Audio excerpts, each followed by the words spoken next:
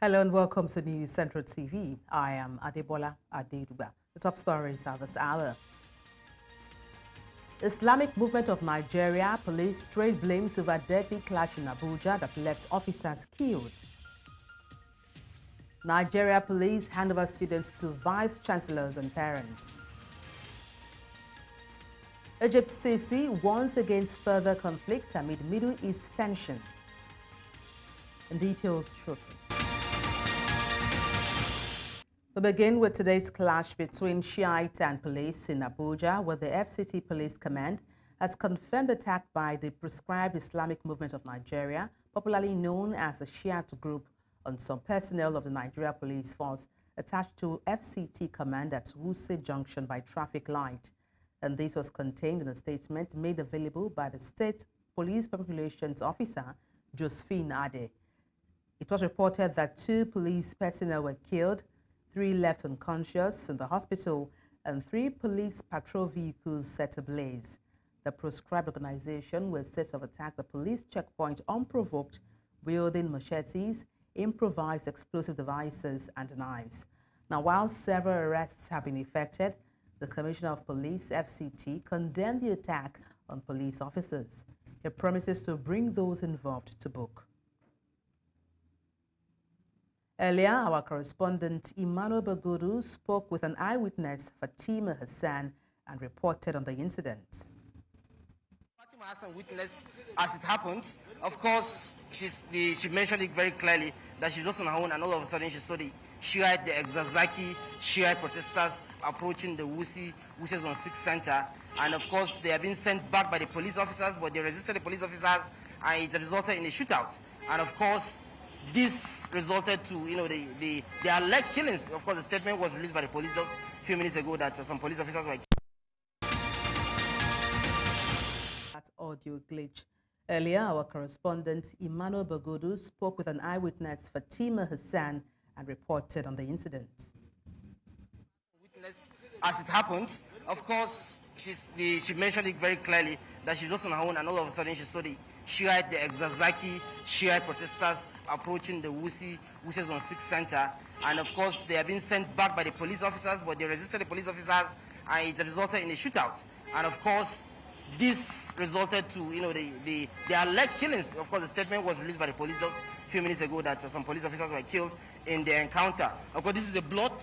This is the blood sheds, blood being spilled as a result of the event. And of course, this is a tear gas canister. This is one of the tear gas canister here. Of course, this is one of them. And it's so bloody and making the whole city center so tensed up. Innocent citizens were, injured. We were yet to actually ascertain the level of damage done by these protesters. Yeah, and of course, there's another vehicle behind that, actually, a commercial vehicle that was also destroyed, with passengers who managed to escape with their life. But of course, the only record we have is the one that the police actually released to tell us who is involved, who is affected by this particular event. Meanwhile, the Islamic Movement of Nigeria has dismissed claims by the FCT Police Command that its members attacked the police checkpoint, which led to the death of 2 police personnel, leaving 3 others critically injured. A member of the movement, Abdullah Musa, spoke exclusively with News Central Television, saying that their members were attacked at the popular Wuse market in Abuja as they took part in their annual Abadan Trek, a religious activity performed by the movement. Musa says that claims that their members carried machetes and other dangerous weapons are false and frivolous, and an attempt by the police to swing the narrative in their favor. And I'm reading a statement by the police lying against us that we attack checkpoint. Is there any checking point at Wuse Market? The station police and they open fire on people. They should know, go and explain how they kill their people if anybody died eventually. We have been doing a lot of our activities in FCT. We have never for once carried any machete. The highest things we carry is placard. Is placard weapon? They should explain this. How will you open fire on person? And this thing has to stop. The police must stop this. There was answers. Answers ignited because of the police killing innocent people for protesting. Today, they are yet to stop. they open fire on us. Earlier, the Inspector General of Police, Kayode Egbetokun, had a media briefing in the Federal Capital Territory in Abuja, but was silent on the clash between the police and the Shi'ite members. But the Commissioner of Police in the FCT, Benue State, spoke to newsmen on the development. They told him that they're going to attack security agencies. So we are looking for them. I wish you hear him. You know him, is Barrister Minu or so. You can speak to him. His number is, he will tell you. I think he's not hiding. You know that lawyer that used to come for them in court? He said they're not aware of their coming. And they wickedly said they want to come and attack. The law will take its course now. I don't know, that's what you ask yourself. If you are prescribed and your organization has prescribed, why are you on the street? You just want to test the weight of the law. You just want to ignite action. You just want to try your will on security agencies. And because today they have succeeded in killing the policemen, gruesomely, without provocation, that's what they want to achieve.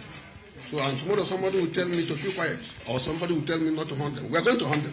Call Amnesty International for the policemen they killed, please. Call Amnesty International to come and see the policemen that they killed. Everybody has authority of Amnesty International. Let's now have our correspondent, Emmanuel Bagu, join us live to give a recap of what transpired today in Abuja. Emmanuel, it's good to have you join me. Just give a recap of what happened today in Abuja. Yes, of course. I'm just leaving the force headquarters right now, where the Commissioner of Police, Benue State, and the Inspector General of Police, Kayode Egbetokun, met with the press, and of course, the management of the University of Jos, and of course, University of Maiduguri, where the students who were, the kidnapped medical students who were freed, were released to the police, and the police just handed them over to the management of the universities and their parents. Now, that is coinciding with also the clash that happened this afternoon between the police men on duty in the FCT and the members of the Islamic Movement of Nigeria, the Shi'ite. Of course, yesterday we broke the news of the beginning of their protest. They are celebrating one of their feasts, of their usual tradition, which makes them to go into some protest or some procession on the streets. Of course, the federal government have proscribed them, and of course that is the reason why we see that clash happening.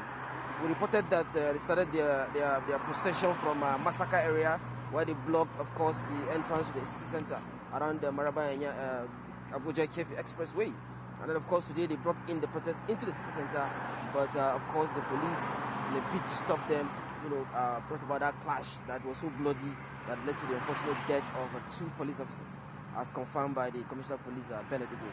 So, of course, those are 2 events that happened, and of course, the management of the government of Benue State, actually sent delegations, as the Commissioner of Finance came in, to send messages from the governor of Benue State, thanking the Commissioner, the Inspector General of Police for, working hard to see to the rescue of those medical students who were earlier kidnapped in Benue State. So those are just a summary of what happened this evening at Force Headquarters. Yeah. All right, thank you so much, Emmanuel Bagu, our correspondent who is live in Abuja. And also joining us to talk about this is a security expert, and that's Ambassador Roy Odedeji, who is a National Secretary and retired member of Nigerian Armed Forces. Let me start by asking what your perspective is on the recent clash between the Shiite protesters and the police in Abuja. What do you think are the underlying factors fueling this violence? Thank you very much for the opportunity. And once again, a lot of families are being thrown out to suffering and mourning. Those police officers that have been killed have definitely been struggling to survive their families and extended families and beneficiaries.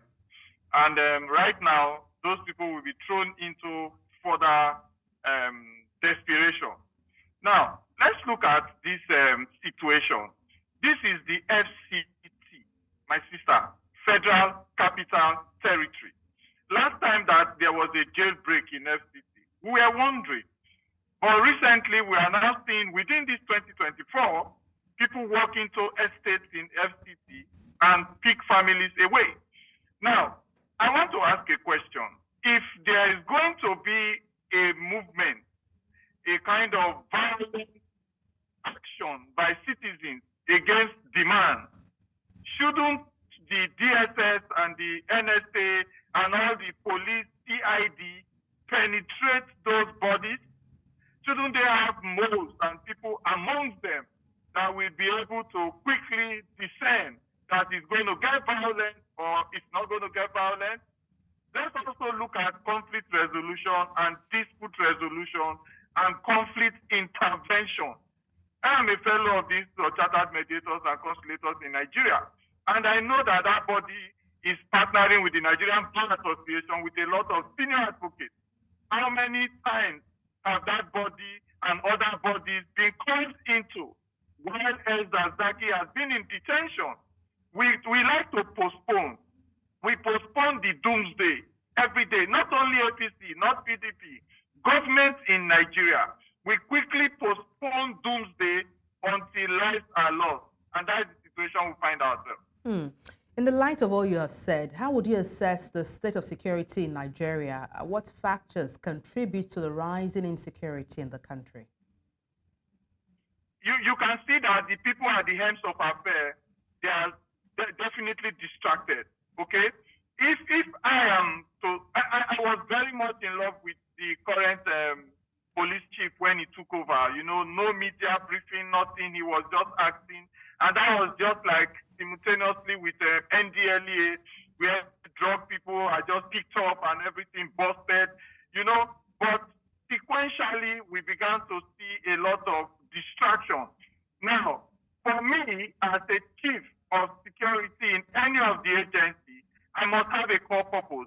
And one of my greatest alliances will be the National Assembly, the Senate, and the judiciary. Because definitely the laws must be changed.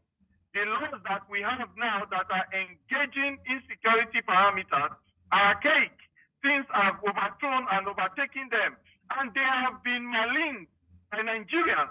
You know, then you need to partner with the judiciary. Let's have a quick resolution, quick closure on certain cases that will deter people from coming into such criminality. Now, if you want to be a chief of security in Nigeria, you must also stop romancing politicians. Politicians want to elongate their stay. It's not a problem. That is politics. That is how people run politics in Africa. They do it to elongate their stay and their stooges. But as a chief of police, chief of military, any arm of the agency, you must distance yourself or you resign. One of the heads of the agency just resigned now, one of the spy agents. You resign and keep your name and remove the blood of people, innocent blood, from your head. Right now, Nigeria is very much broken into pieces.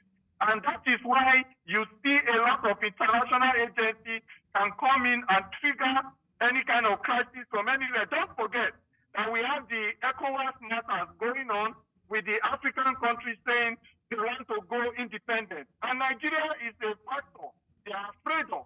So they can also try to infringe. Don't forget that we have the ISIS and the Boko Haram trying to also grow their state. There is bomb attacks recently going on. Don't forget too that politicians, they center on violence to be able to show that this other person is not performing or this other person is not performing, not minding the death and the depreciation that it causes. So we have a lot to look at for professionalism, for acute attention to our offices as heads of security, or we resign. Now, I know you've spoken copiously about what role security should play in addressing violence, but then how about the government? What should they do going forward to address these issues of Shi'ite protests to prevent further violence? I don't know. Right now, I'm so skeptical about talking to any government because all the governments of the day, both PDP, APC, all of them that have been coming into power have paid their ears. So all the security experts, the people that are giving condolence and goodwill messages and imputed security advisory. Now, if you look at the El Zakzaky situation, it got blown up from when they took a stand against the military on the road, I think in Zaria or something like that, where he was arrested. What has happened over that time? If you want to take over government, you first of all look at the desperation of the people, then you look at the causative measures and the imputed mediating measures to quickly begin to douse the flame. Who has been given that mandate to look at Nnamdi Kanu, Zazaki, all the people with agitations? Niger Delta, don't forget, so many of them, Tompolo and all those people, were given the lead of escape by saying they are being employed to protect national security, national equipment, critical equipment. But that's been the intention. What is the discussion line? What are the closures? Most times, the people that come from the east to talk for Nnamdi Kanu are only coming to discuss about their own benefits, not the Nnamdi Kanu mandate. You know, those coming from Zazaki are currently doing those negotiations and enriching themselves. We need sincere approach, professional, sincere approaches. What are your demands? Are they legitimate in this territorial integrity? If they are not, you find lines that they have abused the government and take it up with them in a court of law and make sure they are serving a tenure, not keeping people, hand them over to another regime, and we keep seeing this thing popping up. All right, thank you so much for your time on the news. Ambassador Roy Odedeji, National Secretary and retired member of Nigerian Armed Forces. Many thanks once again.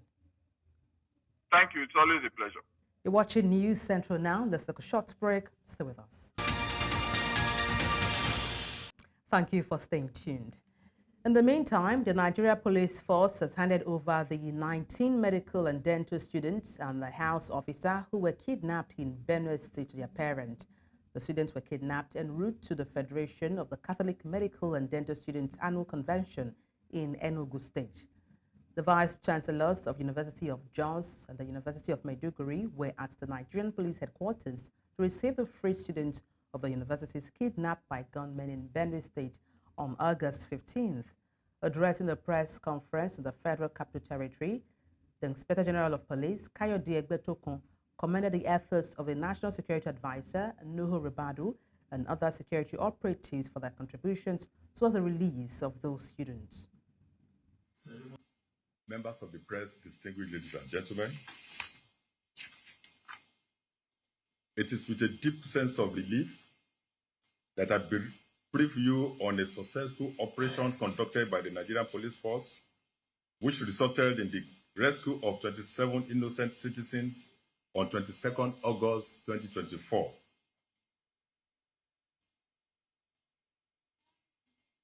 These victims had been abducted by a dangerous criminal gang in Benue State.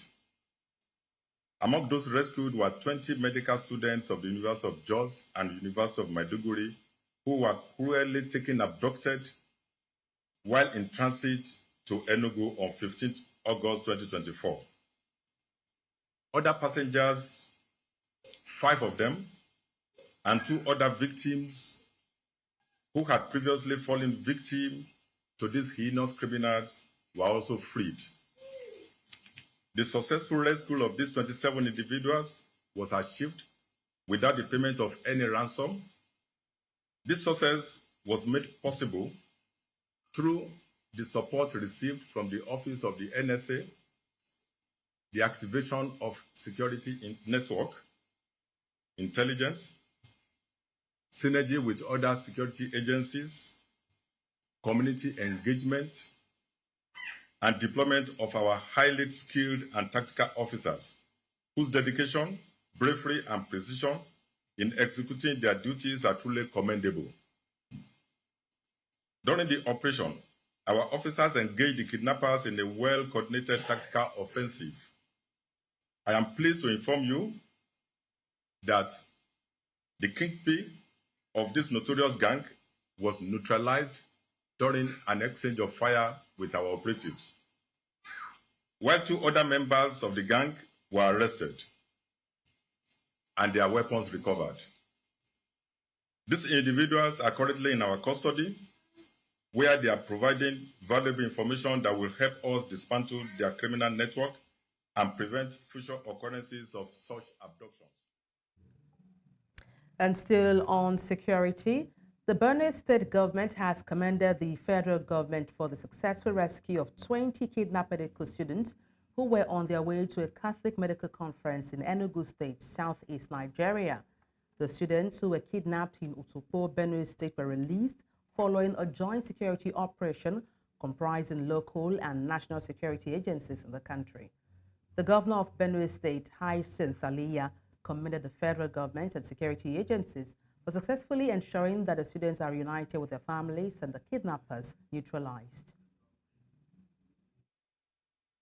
We remain very grateful to the federal government for coming to our support and assistance to ensuring that no life was lost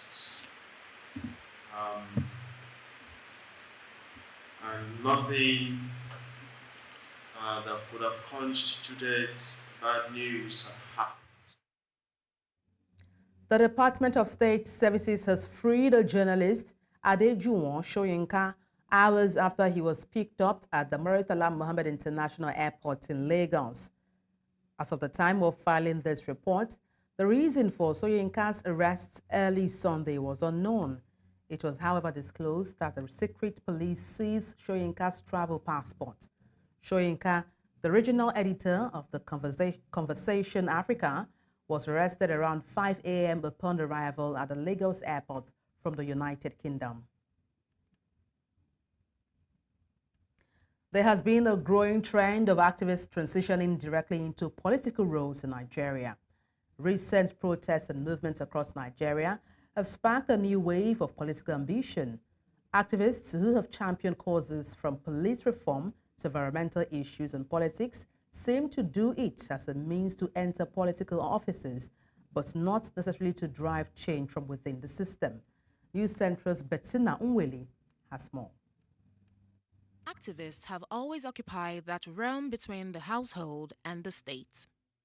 However, there has been an evident shift over the years in local and national elections where former activists use their platform to run for office, bringing with them the momentum of their movements and the support of dedicated grassroots networks.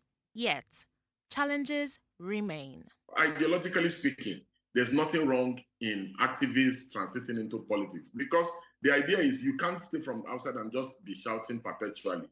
Okay, you say the country should be fixed. The country is not what, okay, come and fix it. The worst leaders, were former activists. It's also important to know that activism is not an office. It's not a position. It's not a title. It's a call to responsibility. Activists entering politics are saddled with the responsibility to balance their original goals with the demands and compromises of governance. So far, the opposite has been the case.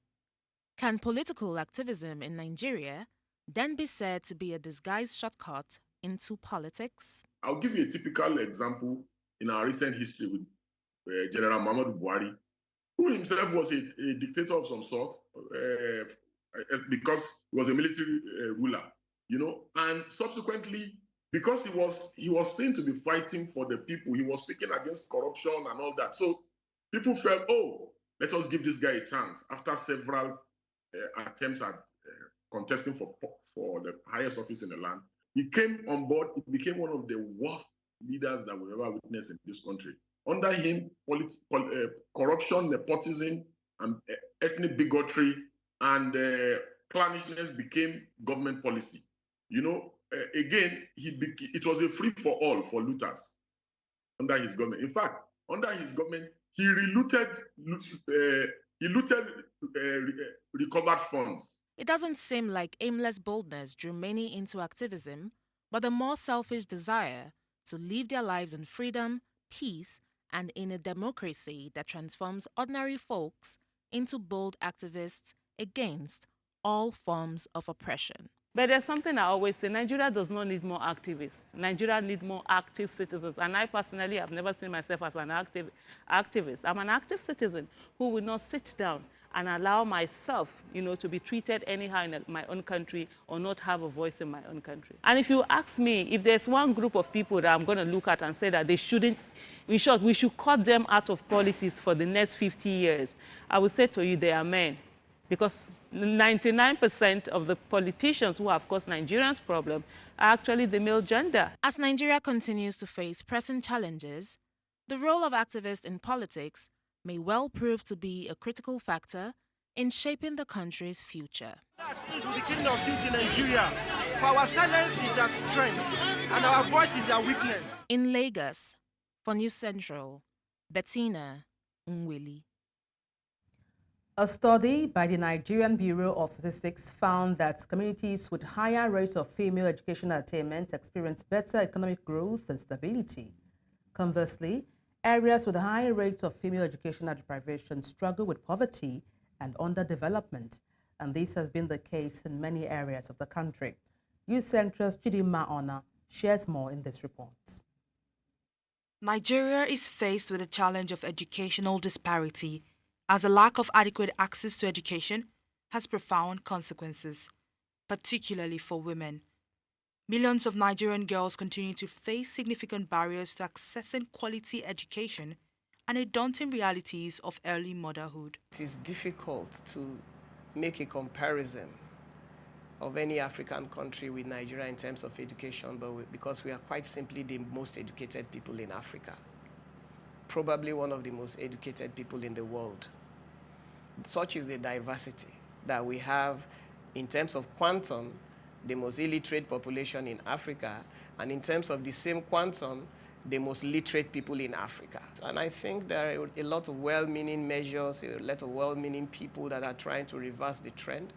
But this trend, this reversal is greatly hampered by a cultural context that makes it difficult for a woman, not from an elite family, to get access to the kind of education she needs and the kind of exposure she needs to be competitive globally.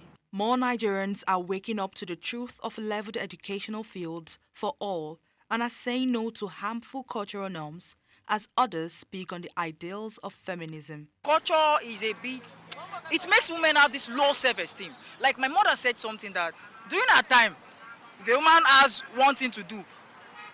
Because her husband is saying no, even if it will benefit the family, the woman will have to submit to the what? To the husband's ideology, provided even if the husband is sincerely wrong.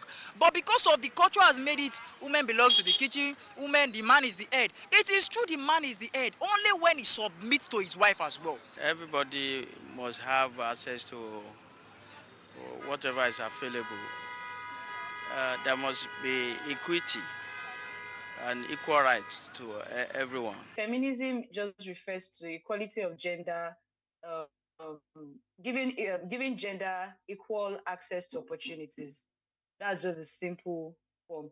Giving equal opportunities, so whereby both gender, all genders, or whichever way you would like to classify it as, have equal opportunities to social opportunities, economic opportunities, political opportunities. So things become a choice, especially for women. The ripple effect of this educational gap is far-reaching. As a journey towards educational equity for women in Nigeria remains ongoing, each step forward is a crucial move towards a more inclusive and prosperous future. In Lagos for News Central, Chidimma Ona. Residents of Nigeria's capital, Abuja, have expressed different reactions over the announcement by the Minister of the Federal Capital Territory, Nyesom Wike, that the Park and Pay services have been suspended. Youth Central's Joshua Imarai has details. The announcement by the Minister of the Federal Capital Territory suspending the Park and Pay policy in Abuja. So I called the Transport Secretariat, the mandate secretary. Let's come. Who introduced this Park and Pay? Unknown to us, there is an agreement between the Secretariat and some people who say they are consultants. Consultant takes 80%. And the state government takes 20%. That's okay. Where is this money being paid? But that's okay. Come on. Draft a statement and call the director of press. Send out a statement that the public should be aware that they call pack and pay. The announcement has sparked mixed reactions as some Nigerians see the suspension as a bold step towards curbing widespread extortion in Abuja, while others remain skeptical. They are going with police, illegal police. They pay policeman 30,000 naira per day. Then they will hire a vehicle.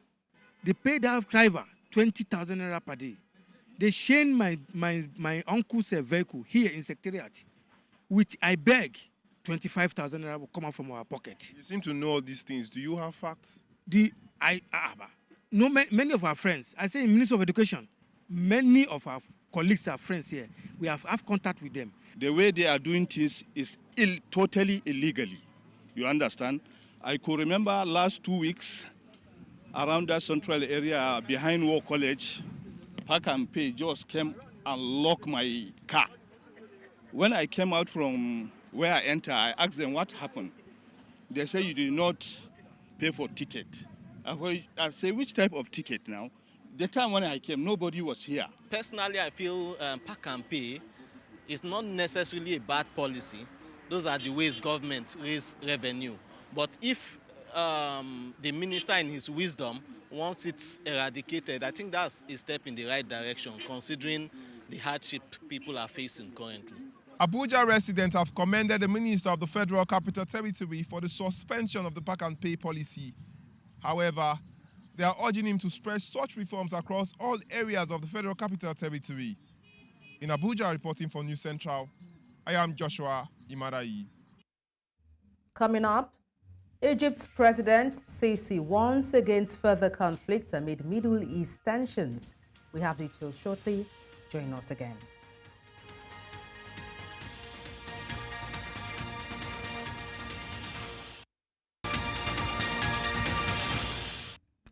In North Africa, Egypt's President Abdel Fattah al-Sisi has warned against further escalation in the region as tensions between Israel and Lebanon intensify. In a meeting with U.S. General Charles C.Q. Brown, Sisi stressed the need to preserve Lebanon's stability and sovereignty. And this comes after Israel launched airstrikes on Lebanon, citing a preemptive attack against Hezbollah. Egypt has urged restraint while the U.S. has expressed support for Israel. Talks are planned in Cairo, led by CIA Chief William Burns, to negotiate a truce in the Gaza Strip. Sisi is calling for international action to support a ceasefire and hostage prisoner exchange.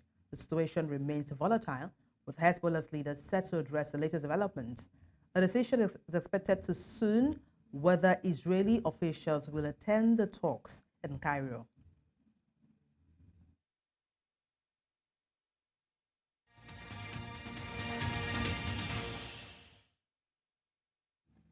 At least 36 people were killed in two separate bus accidents in Pakistan on Sunday, including 12 pilgrims who had been trying to reach Iran, rescue and police officials said.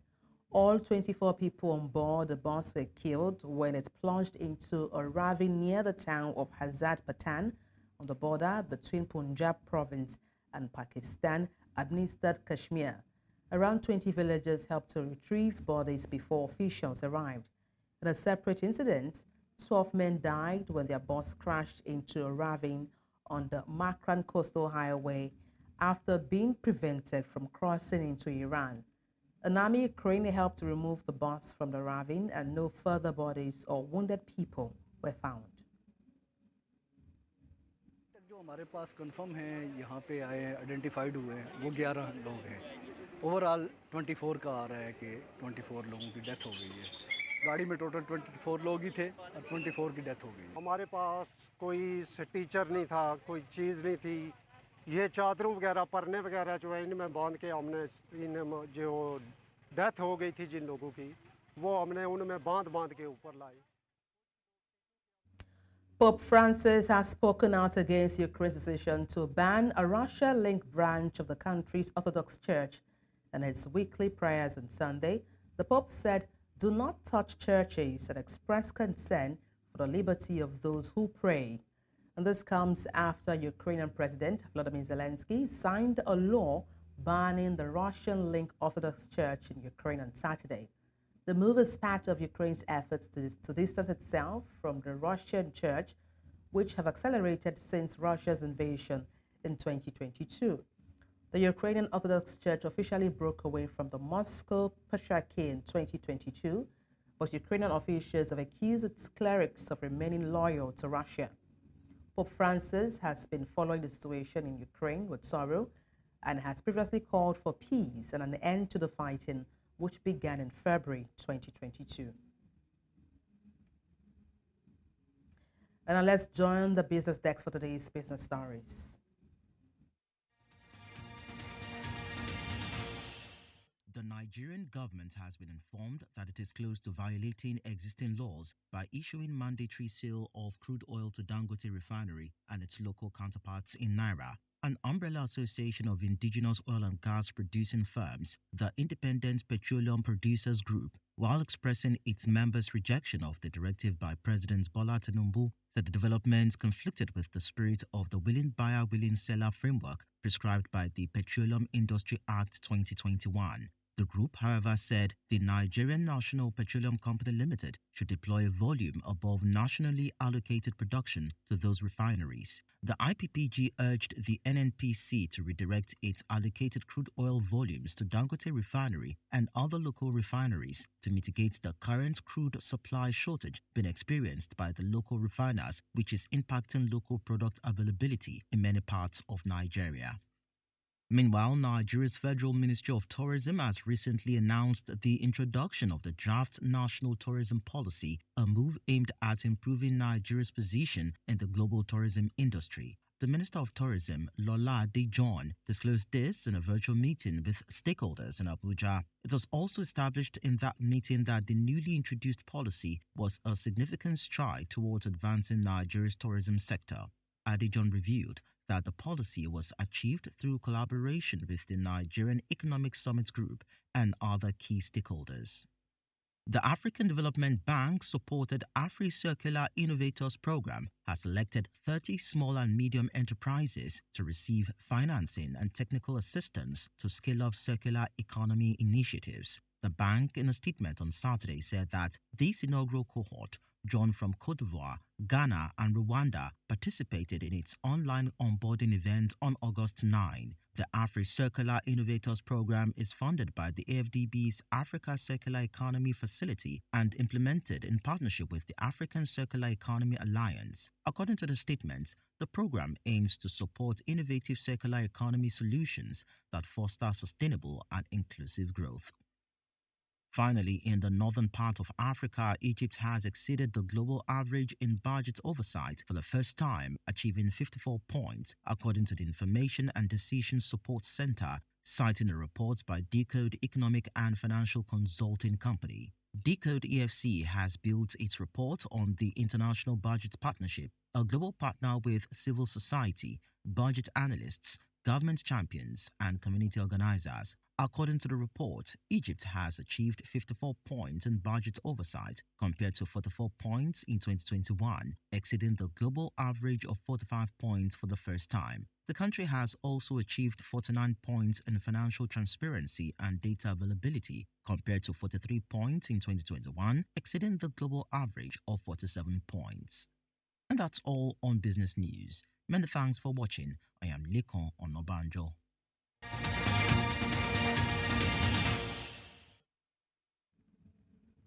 Ghana Premier League champions Samatex are through to the next round of the CAF Champions League qualifiers with a vital win over Victoria United on Sunday.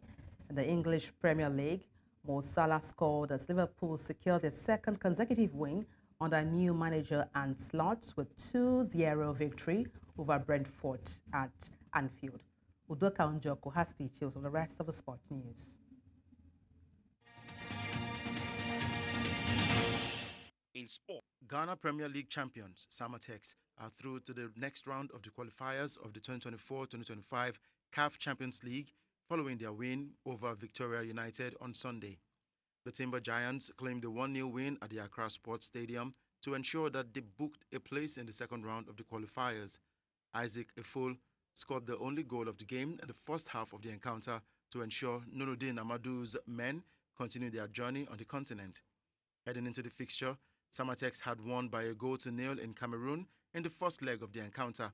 Their victory in the second leg ensures they grabbed a 2-0 aggregate win over their opponents to progress to the next stage. Samatex will now face Morocco's Raja Club Athletic in the second phase of the qualifiers, which is scheduled for September 13th and 22nd. Liverpool secured their second consecutive win under new manager Arne Slot with a 2-0 victory over Brentford at Anfield. Luis Diaz opened the scoring after 13 minutes, finishing from Diogo Jota's pass following a swift counter-attack. While Slot is implementing his own style, the goal echoed Liverpool's play under Jurgen Klopp. The home side improved after halftime, with Mohamed Salah doubling the lead with a goal from Diaz's pass. This marked Salah's second goal in as many games. Brentford, missing Ivan Toney, struggled to threaten. The win sets Liverpool up for their upcoming trip to Manchester United. Marco Arop ended Emmanuel Wanyonyi's winning streak with a commanding victory at the Diamond League meeting in Silesia. Arop won in the meeting record time of 1 minute 41.86 seconds ahead of Wanyonyi and American Brice Hoppel. This was Arop's first win over Wanyonyi this season, avenging losses at the Paris Olympics and the Lausanne Diamond League. Wanyonyi, the 20-year-old Olympic champion, threatens David Rudisha's 800-meter world record. Norwegian Jakob Ingebrigtsen shattered the long-standing 3,000 meters world record by more than 3 seconds at the Silesia Diamond League meet in Chuzhou, Poland. Ingebrigtsen finished in a time of 7 minutes 17.55 seconds, erasing the record set by Kenya's Daniel Komen in 1996 when he ran 7 minutes 20.67 seconds in Italy. Ingebrigtsen's previous best time over the distance came in September last year when he was nearly 3 seconds slower than Komen's mark. The 23-year-old received a check for $50,000 and he finished ahead of a trio of Ethiopians with Paris Olympics 10,000-meter silver medalist Beriyu Aregawi second in a personal best and the third fastest time in history, 7 minutes 21.28 seconds. Yomif Kejelcha finished third. In sport. And that's all on the news, but let's take a look again at some of the major stories. IMN and police trade blames over deadly clash in Abuja that left officers killed. Nigeria police have handed over students to the vice chancellors and parents. Egypt Sisi warned against further conflicts amid Middle East tensions. Send your Eyewitness report to the WhatsApp number on the screen and do follow us on social media. We are at News Central TV. You can watch us live on DSTV, channel 422, Star Times, channel 274, Avo TV, and YouTube. Many thanks for watching. I am Adebola Adedugba.